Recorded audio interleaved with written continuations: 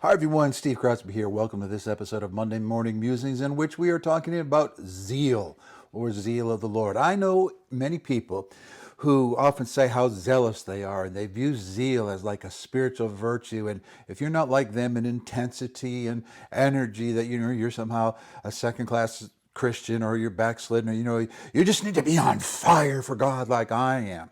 We need to point out a few things. First of all, number one, zeal is not listed anywhere in the list of the fruit of the Spirit, and it was the conservative, Bible-believing, literalist people who were zealous for purity and zealous for truth and zealous for the scripture, who were complicit with the powers of this age in conspiring to get Jesus killed. So zealousness or zealotry is not necessarily an inherently virtuous thing.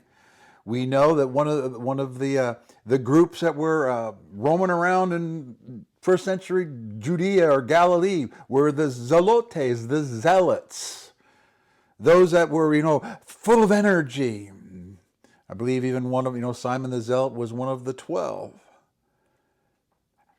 Oftentimes, when people start talking about zeal or being zealous for something, it's an excuse for their lack of civility, their lack of sensitivity in relationship, an excuse to steamroll people and make other people feel uncomfortable and then just blow off their behavior, like they leave a trail of human carnage behind them and they brush it off with this, well, I'm just more zealous than the next person. It's really a shame everybody's not on fire like I am. Zeal is not a spiritual virtue. There's a messianic, or people interpret it messianically, Psalm, Psalm 69:9, where it talks about the zeal of your house has consumed me. And when Jesus, in one of the temple narratives, when he tips over everything, the authors of the scriptures representing the apostolic memory say, oh yeah, and then they remember that it is written that the zeal of the house has consumed me. Without getting into all the technical details of the language details of that thing, that in the Luke account, where it says the zeal of the house has consumed me, that's a future indicative. He's talking about a future event which has the certainty of a present event. So what's really being said there, listen, what's happening right now, there's going to be a future event where the passion for this temple is actually going to consume me. Jesus is not speaking about his zeal for the temple. How do we know that?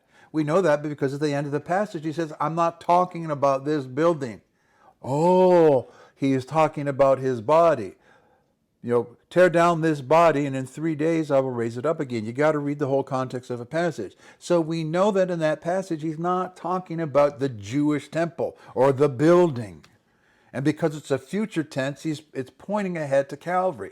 One of the things that sent Jesus to die was the zeal, a misguided zeal for the house of God. A misguided zeal for the temple, a misguided zeal for Torah, a misguided zeal for purity, a misguided zeal for truth, a misguided zeal for authenticity, a misguided zeal for passion. All of it is misguided. Isaiah said that our strength is not in our outward vigors, but rather in quietness and confidence shall be your strength. Isaac the Syrian was a 7th century saint of the Eastern and Western Church. Now, some of you have come from Protestant backgrounds. You don't like that language. I'm sorry, that's your issue. He was a profound man, of somewhat of the mystic category. And he wrote something that I'd like to share with you verbatim on this issue of zeal because he says it so concisely. So I'm going to read it to you and let you think about it. Someone who has actually tasted truth is not contentious for truth. Someone who is considered by people to be zealous for the truth has not yet learned what truth is really like. Once he has truly learned it, he will cease from all zealousness on its behalf. Isaac understood it. Have you ever noticed that Jesus never was compelled to persuade or justify himself? He wasn't driven by impulse. I've got to get it across. Oh, I hope you understand. Here, let me explain it better to make sure that you understand. Jesus was not motivated by zeal. Zeal is one of the elements that cost him his life. So let's apply that to each of us individually, and maybe it'll help you understand some other people too in the sense of their behaviors. Zealousness is not a spiritual virtue. And I'll see you next time.